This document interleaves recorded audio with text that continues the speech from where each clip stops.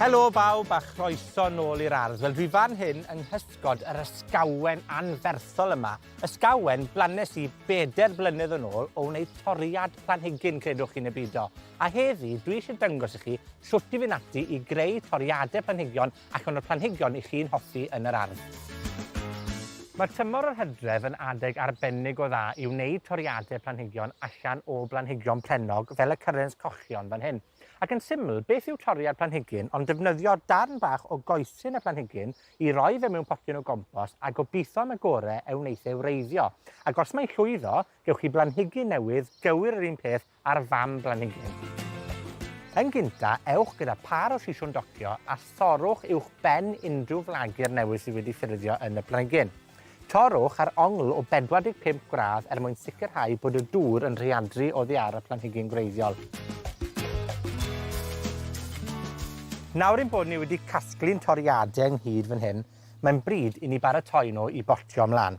Felly, un o'r pethau cynta mae angen i ni wneud yw i dynnu'r dail oddi ar y stem fel hyn. Nes bod ni'n cyrraedd brig y stem i hunan, felly gadewch just topyn ar y stem fel la, achos does dim angen rheini ar y planhigyn mwyach i dyfu. Wedyn, gyda siswrn tocio, torrwch y gwilod yn wastad, yn fflat fel hyn, yn wahanol i fel doron ni fe ar y fam blanhigyn, achos ni eisiau nawr annog hwnna i greu greiddiau. Yn yr un modd, os doron ni brig y planhigyn ar ongl o 45 gradd fel hyn, bydd hynny'n sicrhau bod y dŵr glaw yn llifo oddi ar y stem, ac yn atal hwn wedyn rhag bydru.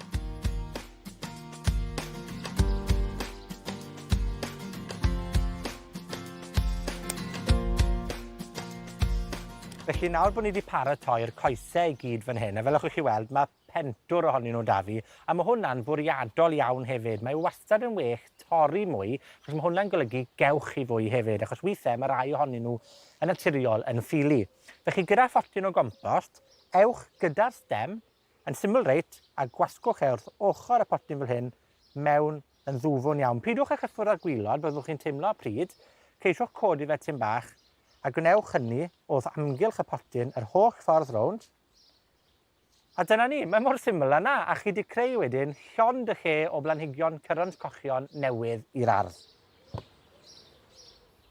Mae toriadau planhigion yn cymryd tipyn o amser i wreiddio, felly gadewch lonydd nhw yn ystod misoedd y gaea, ond llynedd nes i hefyd blannu rhain, sef yr eirin mair yma, neu'r gooseberries yma, mas o doriadau, ac erbyn hyn, maen nhw'n barod i draws blannu. Felly, pan fydd eich toriadau chi'n barod, bydd angen trosglwyddo nhw wedyn i botiau unigol. Felly, gadewch i ni ddangos sut i wneud hynny'n rwydd.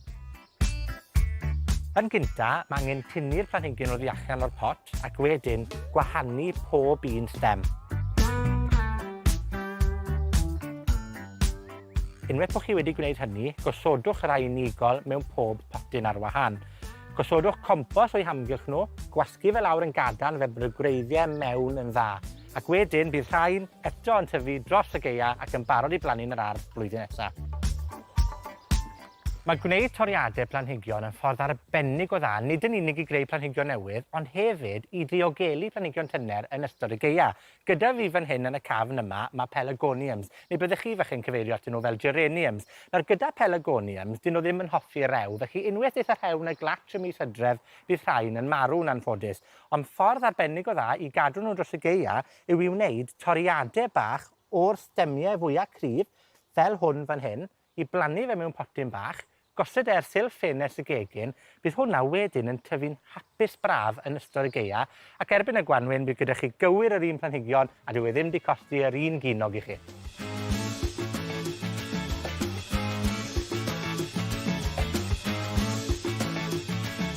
Cyn bo fi'n mynd ati i lenwi pob silff ffenest yn y tŷ gyda toriadau planhigion, a chredwch i fi, allwn ni wneud hynny'n rwydd, ond ni jyst moyn pwysleisio bod gwneud toriadau yn ffordd arbennig o dda o greu planhigion yn rhad ac am ddim.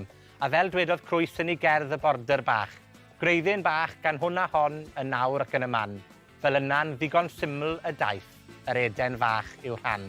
Tan y tro nesa, joiwch y garddio.